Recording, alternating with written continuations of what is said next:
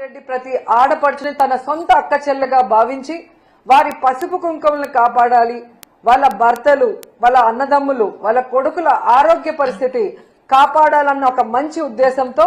రాష్ట్రానికి ఆదాయ వనరైనా కూడా ఆ మద్యాన్ని దూరం చేసే విధంగా ఈరోజు మహిళల మాన ప్రాణాలు, వాళ్ళ పసుపు కుంకుమలు, వాళ్ళ మాంగళ్యాల్ని కాపాడే విధంగా తాను అధికారంలోకి వచ్చిన మొదటి రోజు నుంచే ఏ విధంగా 43,000 బెల్ట్ షాంపుల్ని రిమూవ్ చేశారు. అలాగే మీరు చూస్తే బార్లని ఏ విధంగా తగ్గించారు, పర్మిట్ రూమ్లని ఏ విధంగా రిమూవ్ చేయడం జరిగింది. అలాగే కొత్త బార్లకు గానీ లైసెన్స్ ఇవ్వకుండా, కొత్త డిస్టిలరీ లైసెన్స్ ఇవ్వకుండా మరి ఈ వైన్ షాప్స్ ని ప్రభుత్వ షాప్స్ గా మార్చి టైం కూడా ఏ విధంగా దగ్గరకు చేసి మరి ప్రజలకి మద్యాన్ని దూరం చేస్తూ ప్రజల్ని కాపాడుకుంటూ మహిళల్ని కాపాడుకుంటూ ముందుకు వెళ్లాడో ఈ రాష్ట్రంలో ఉన్న మహిళలందరూ ఈ రోజు మళ్ళీ ఒకసారి గుర్తు చేసుకుంటున్నారు. ఎందుకంటే ఈ రోజు ఈ రాష్ట్రంలో నారావారి ఈ కల్తీ సారాతో ఎంత మంది రాష్ట్ర వ్యాప్తంగా చనిపోతున్నారు, దీని వెనక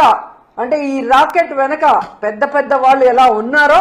సాక్ష్యాధారాలతో కూడా మీకు బయటకు వస్తున్నాయి. నిజంగా ఎంత సిగ్గుచేటంటే ఈరోజు ఈ మొలకల చెరువులో బయటపడ్డ